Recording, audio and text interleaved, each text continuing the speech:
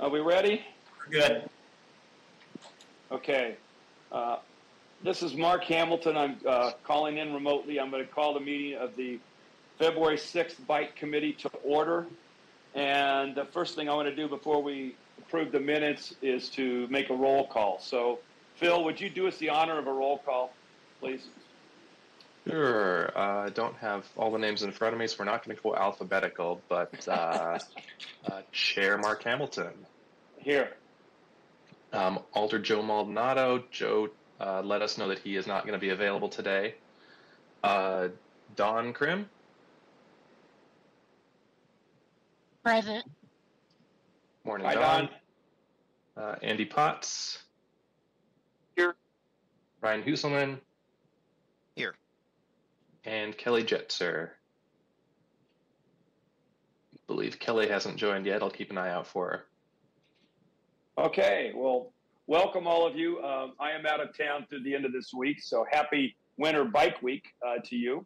We'll get this meeting started by approving the minutes, and you all got a copy of the minutes from Phil. Is there any comment or feedback on the minutes?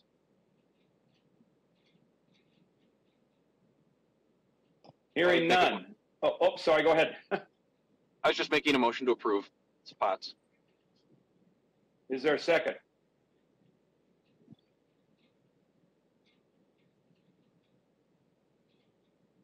I'll second it. I can second it, right, Phil? I'm not sure about that.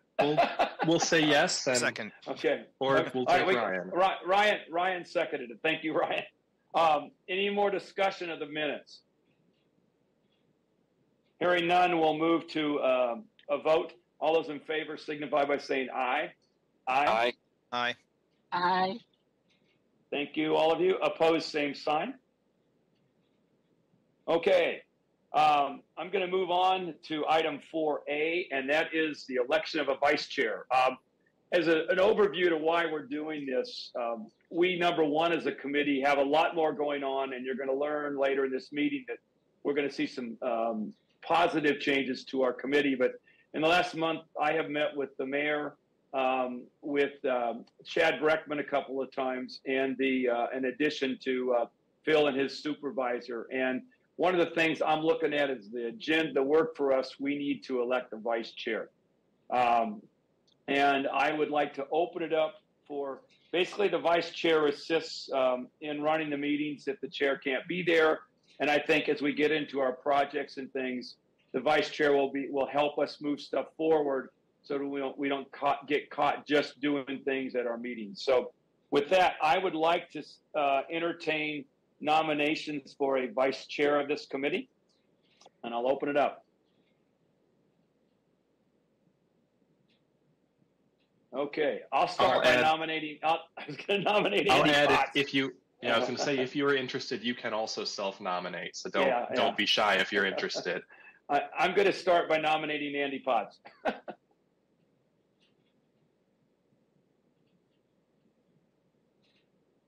Are there other nominations or self-nominations?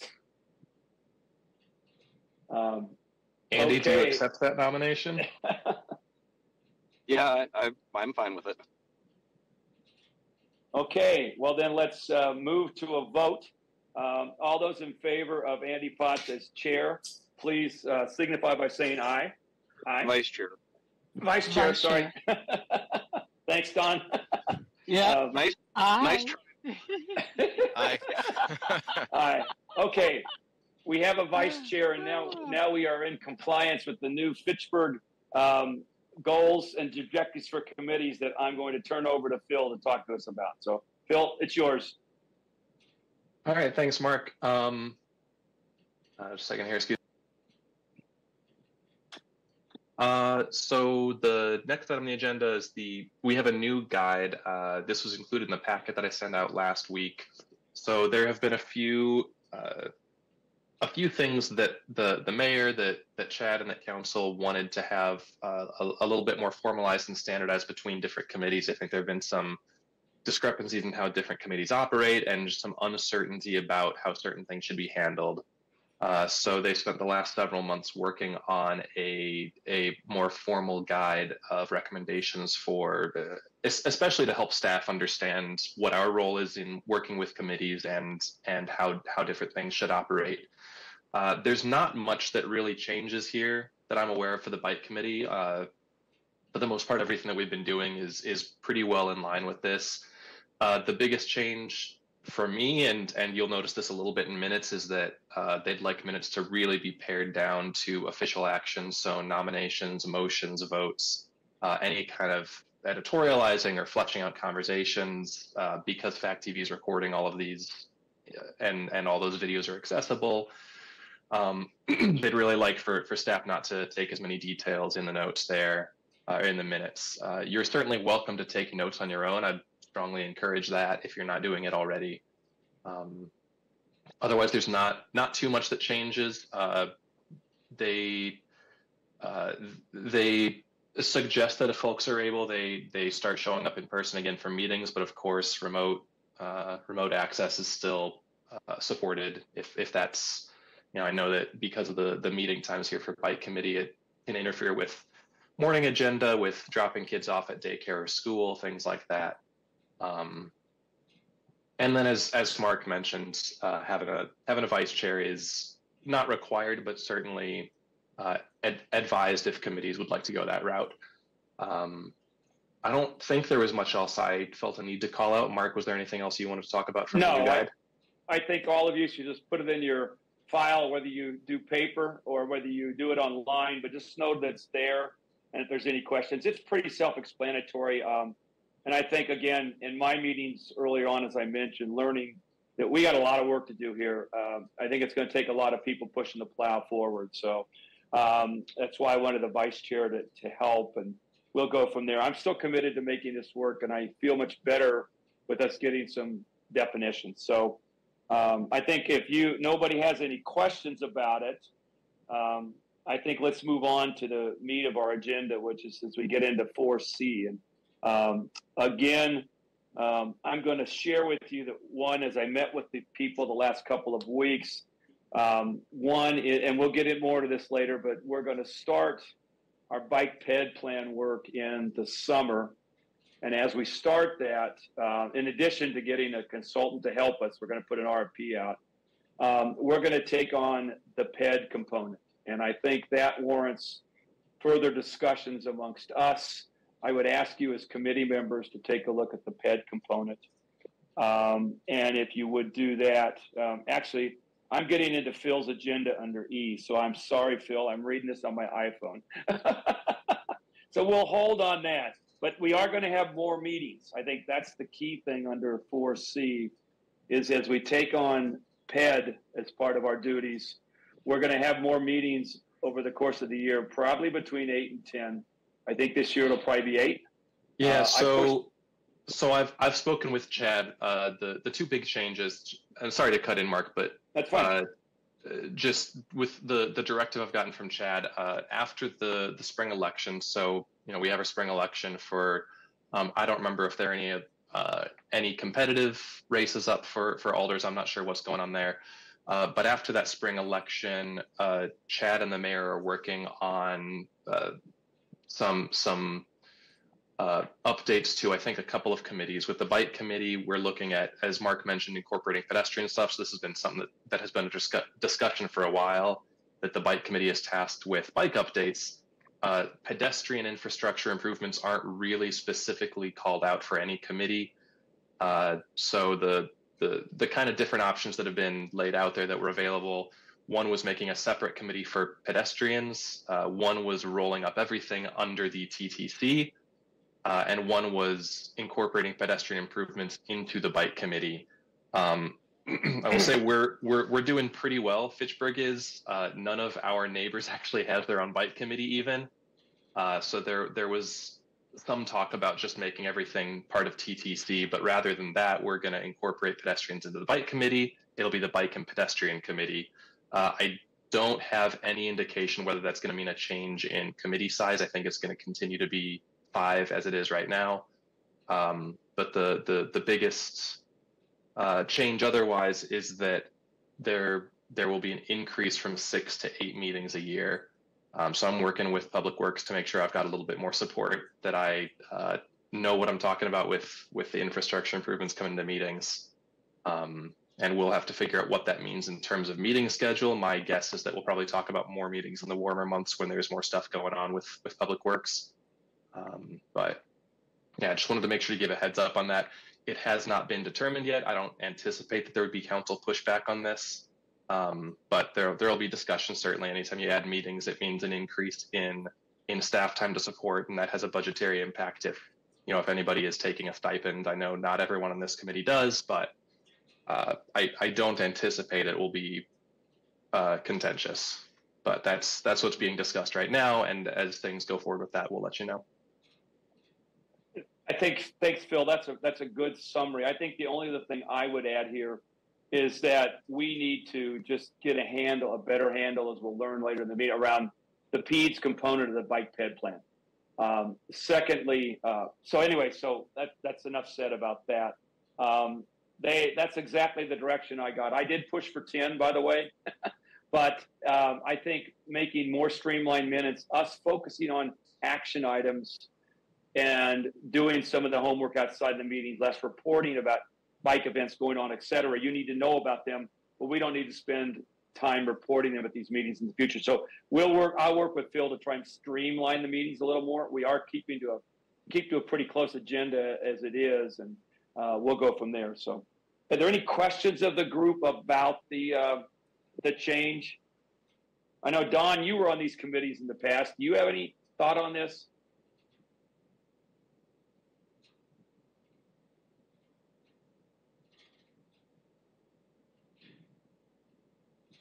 Okay.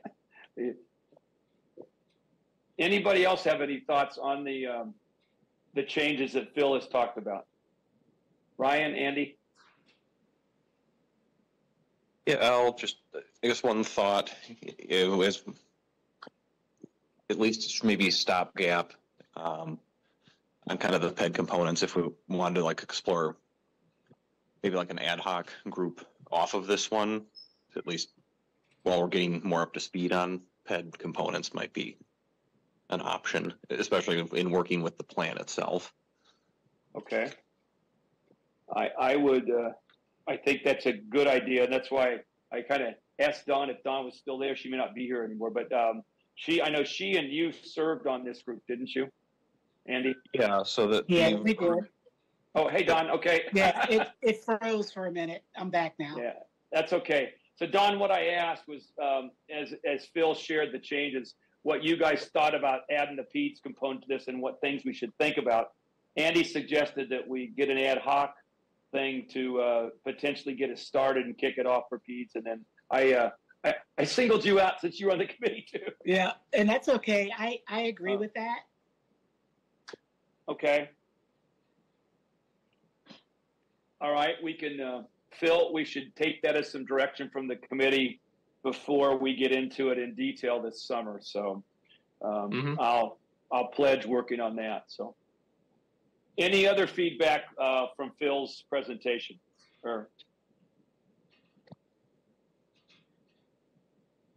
All right, well, onward and upward. The next thing is item 4D and any updates on the projects infecting the bike network. Phil, your call. All right, do a quick screen share here. And I just noticed, apologies for this, not a big deal, but I still kept this labeled 4C. I guess I added another agenda item after making this document. So, as I just kind of alluded to, it's been winter, as we all know. There isn't a lot of stuff going on, but we have a few updates on some public works projects.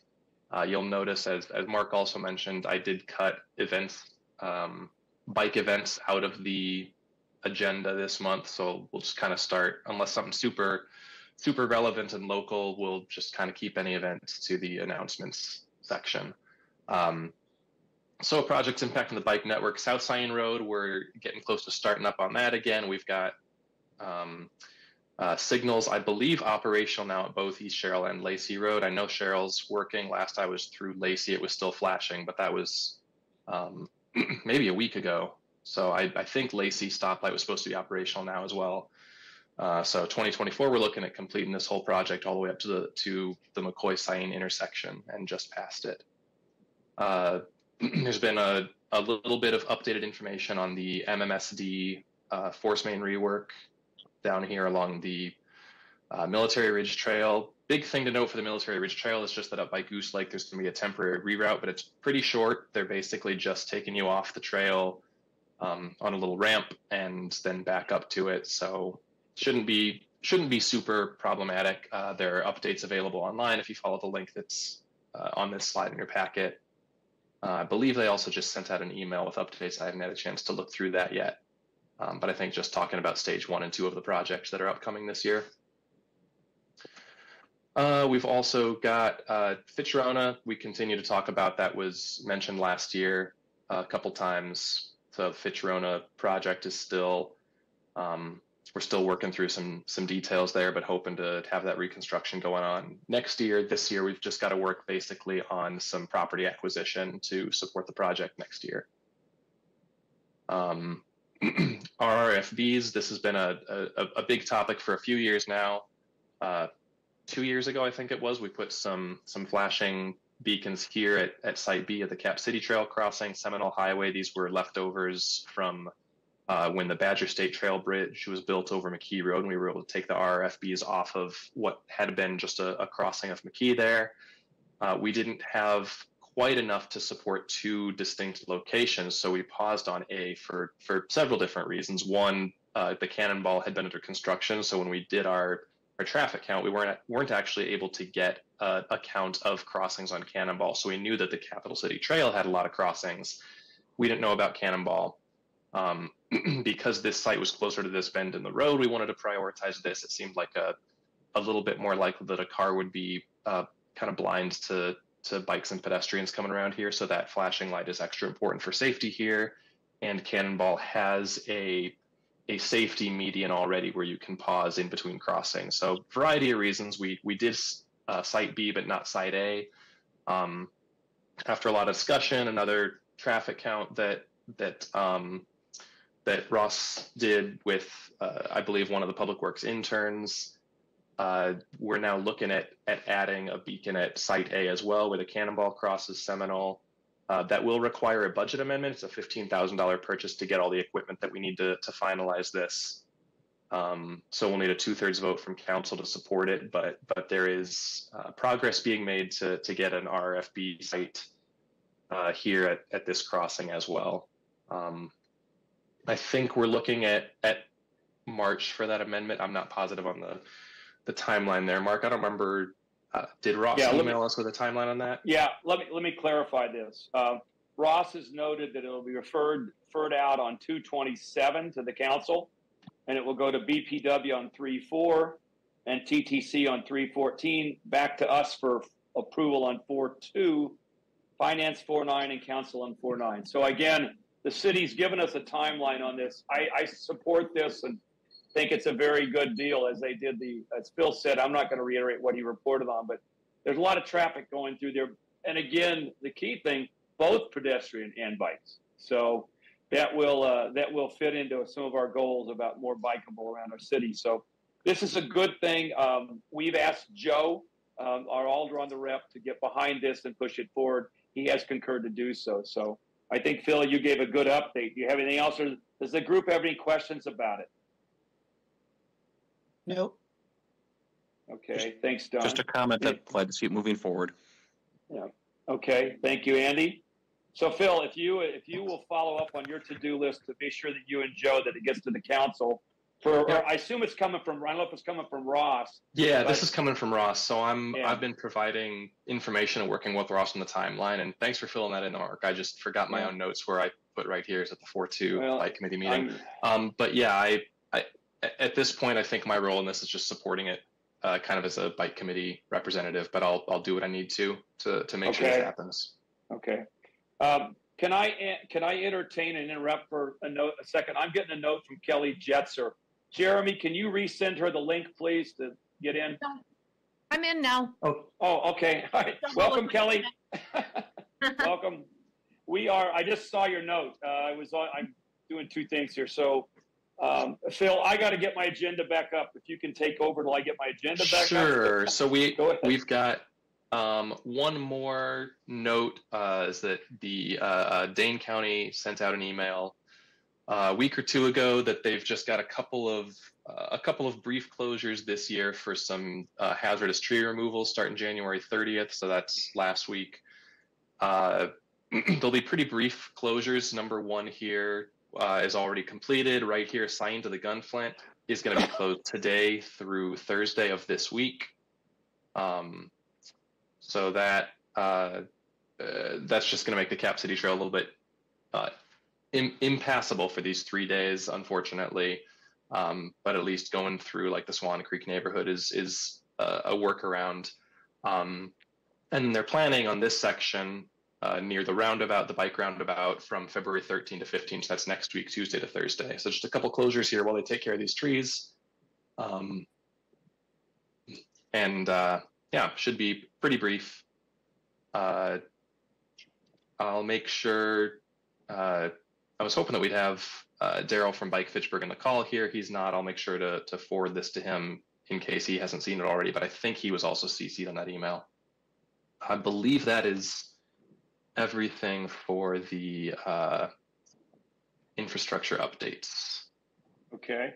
I can tell you that Daryl, just as we're getting away from giving events going on, this is the day that Bike Fitchburg is sponsoring at the Velo Underground. So yep. I'm pretty sure if Daryl's not at work, he's over there handing out donuts and coffee. So yeah, nobody was nobody called in from Bike Fitchburg today.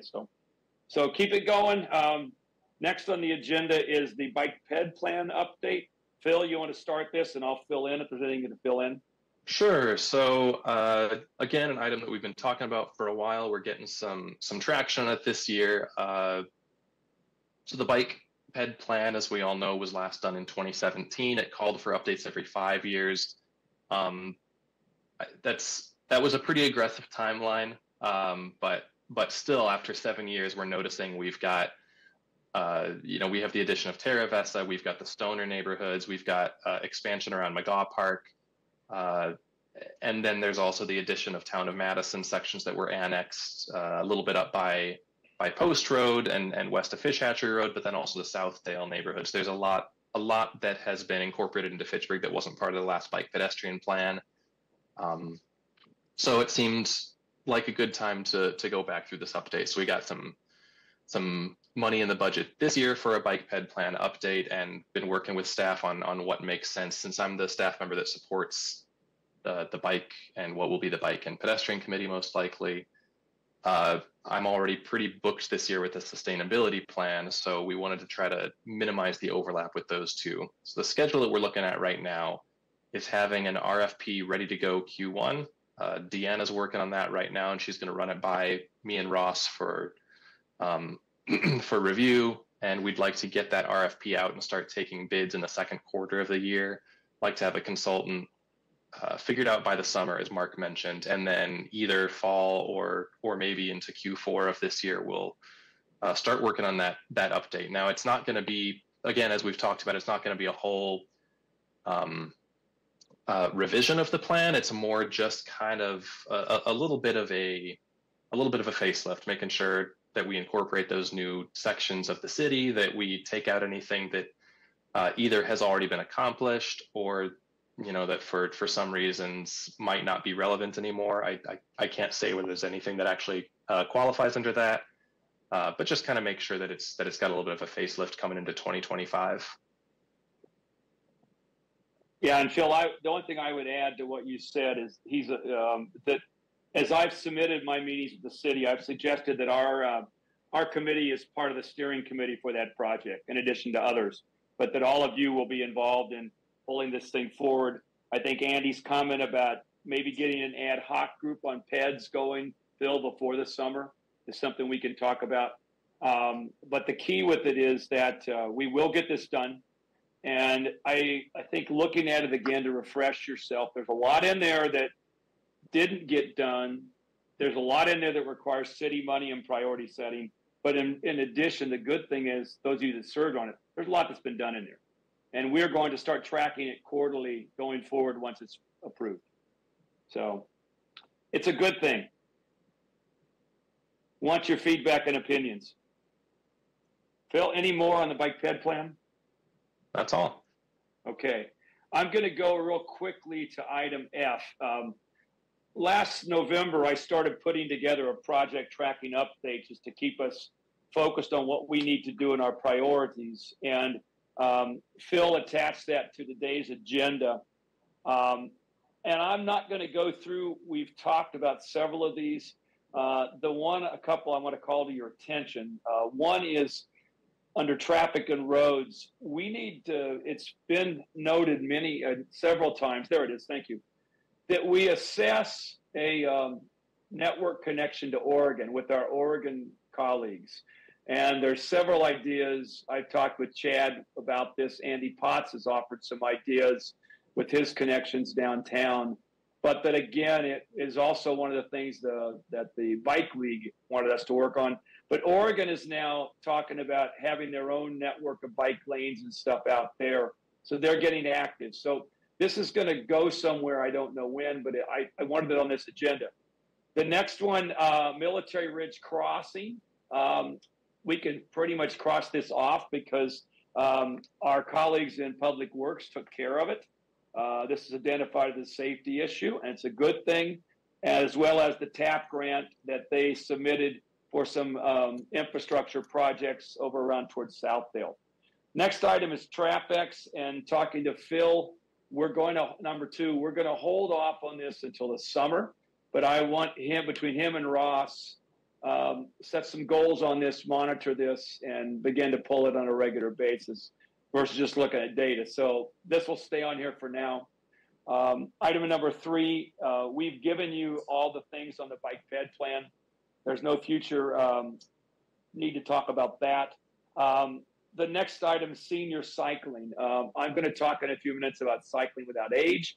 But in addition, we're working with the senior center to redo the rides do the rides for Joe again next summer. Andy Potts and Thad Schumacher agreed to lead those, and they'll be once a month for the next 4 to 6 months starting in May. That's a good thing. So we want to do more. The senior center folks are pretty excited about that, as are some seniors I've talked to around town, including myself.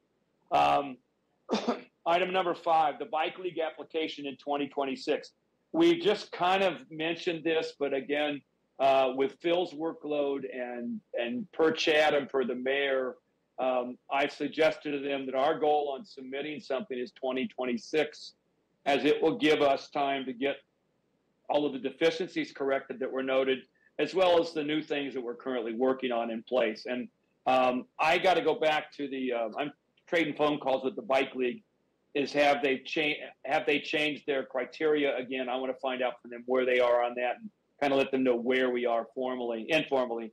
And I think we're okay with that. Again, this committee will be the loquitus of getting this bike application done. We'll look to you guys to help us and look at things as we go forward and offer your feedback and ideas. It's a joint effort, and we got to get the community engaged, as well as at the bike ped plan. That goes without saying. Next is good news, APV parking in our neighborhood and community parks. We're going to have late spring parking, APV-related parking in every one of our parks. We got it in about a third of them right now. And Chad and Scott Endel have agreed to take this forward. They have money. And so as spring comes around, we'll get those in. And that'll be good. And then that only leaves the smaller parks, the area parks that haven't been done yet. But the our key pieces are going to be done. People can get to, whether it be kids or families or whatever, and put their bike up. So that's a good thing. Next, bike friendly businesses.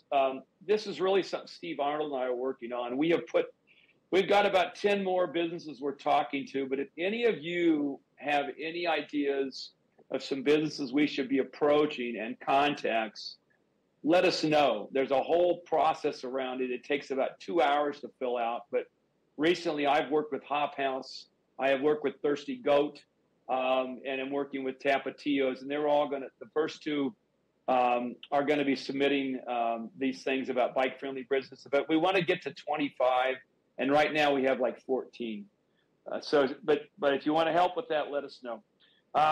B-Cycle, I'm not going to talk about that. You saw the report on that. They will come out, I think, mid-March, weather permitting, and we'll see how year 2 goes. Again, to keep in your mind, 5,200 rides out of Fitchburg, checkouts out of Fitchburg last year. So that was a good thing. And then lastly, we talked about meeting frequency in our 2024 priorities. We're pretty much sticking to those. As this meeting, most of those things on this meeting agenda is on our priority list, and using this tracking list, we're covered. So that's a quick update from me. Any questions about any of our priorities? I do have one about the parking in the parks. Yes. Is the mountain bike park included, or the mountain bike park included? Quarry Ridge, I believe, is that what it's called? The one that's right by Military Ridge and Petrona. Kelly, I can tell you the answer, since I did the tour of all these parks. The answer is no. I didn't go over there, but I will check with Endel, and Okay. we'll put it back in the minutes, Phil. I'll check with Endel and get back to Phil, but I don't think it's included. There's no reason we can't include them.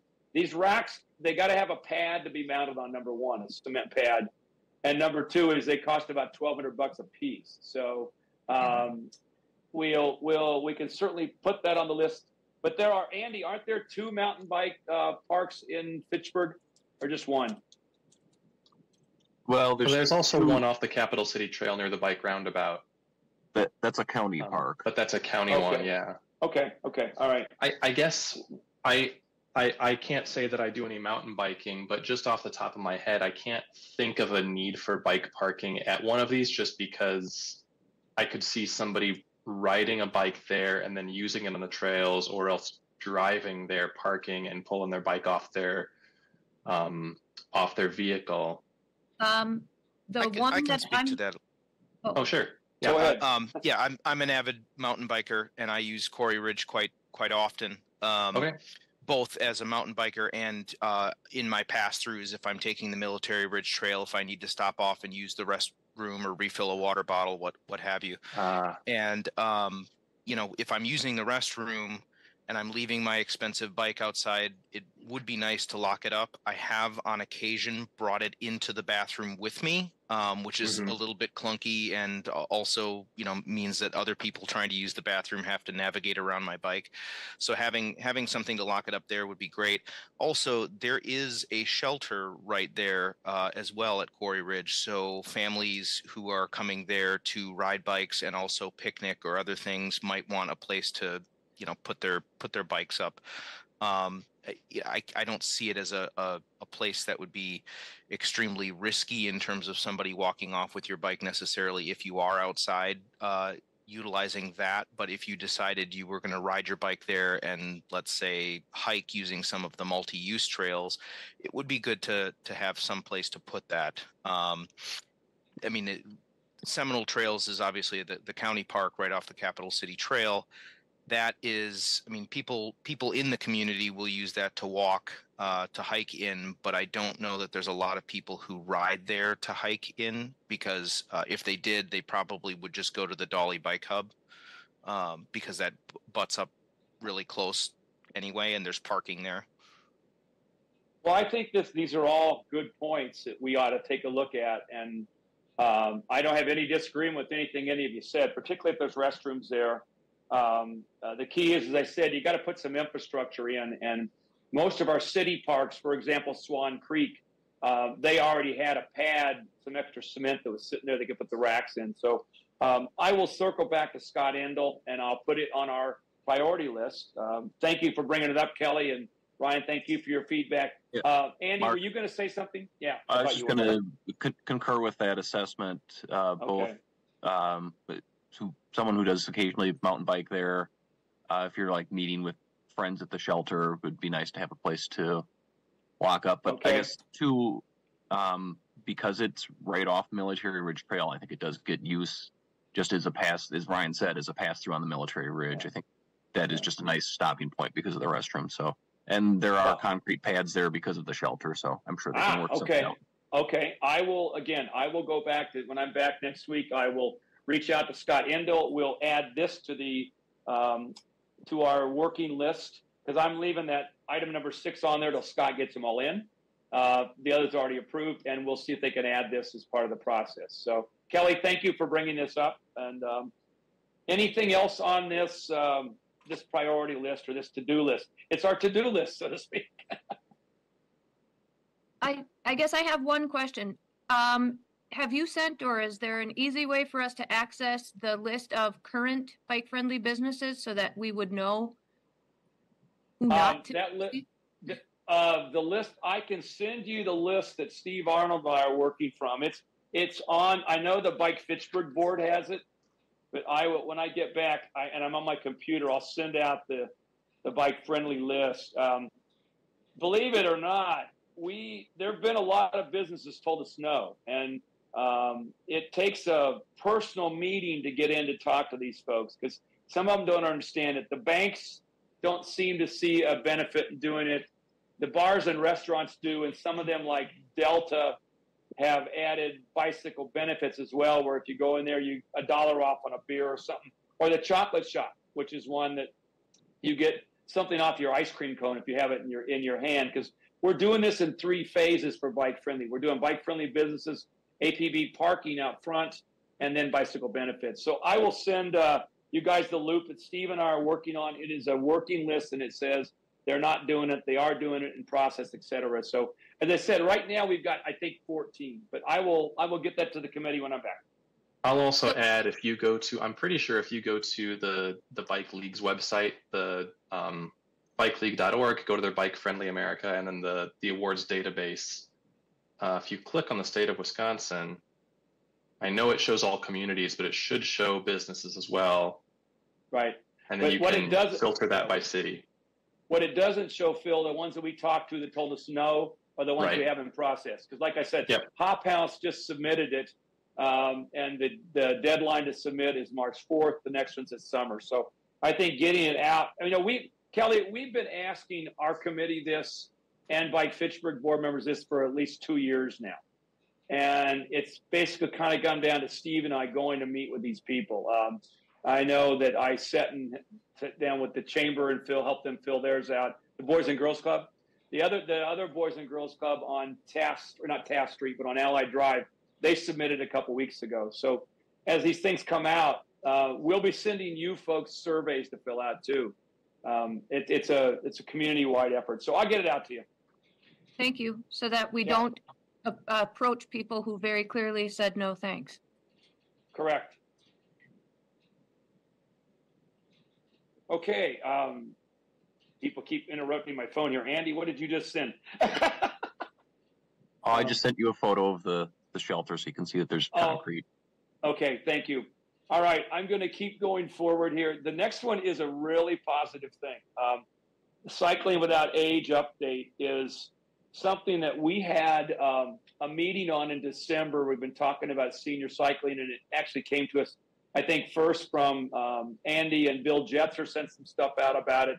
But we had the Bike League, the Wisconsin Bike Fed, hosted a session at the Fitchburg Senior Center in December, and we had about 16 or 17 people there. They got to take some rides, and as they took those rides, we talked to them about setting up a program. And this is something that's shouldn't be led by the city. It shouldn't be led by the chamber, because the chamber is businesses and tourism. This would be things that would work for our seniors. So Bike Fitchburg is stepping up in the person of Daryl Jordan and Mark Wilkerson to form a steering committee to get these funded, and then to bring them to Fitchburg, hopefully in early 2025. There is a meeting next week. Wilkerson has convened the committee meeting next week, and I'll share with you the minutes from that meeting to keep you all engaged. But this is really a neat thing, but somebody's got to lead it, somebody's got to run it, somebody's got to manage it, and the things cost with repair parts and with trailers about we're saying 18 to 20K a pop. So they're going to try to raise money, or we are, to do this. So questions about cycling without age?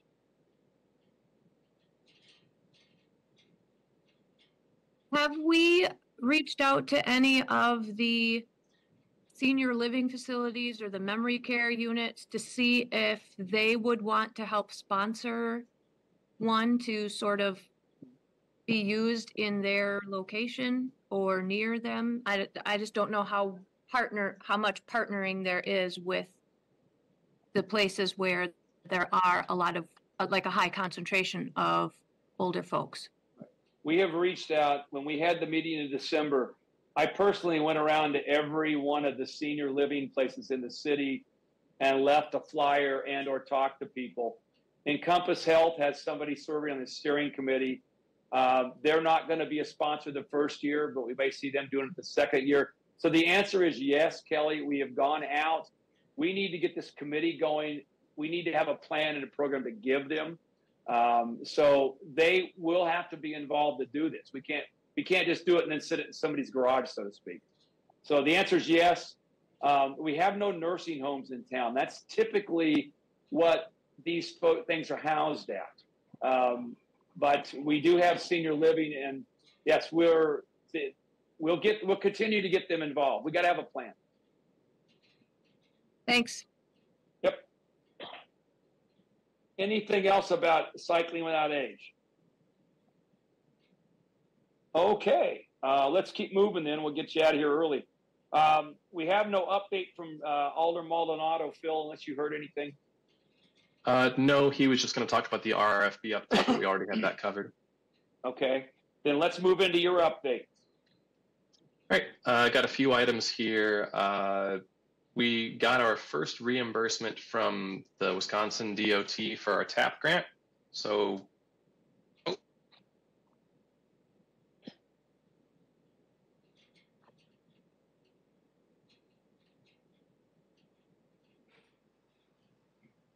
I lost you, okay, Phil. are you hearing me again? Yeah. Do you hear me now? Yes. Great. Sorry, my earbud died on me. So let's use the computer speakers. So we got our first reimbursement from DOT for the TAP grant, as I mentioned, so we know we're doing that right, which is great.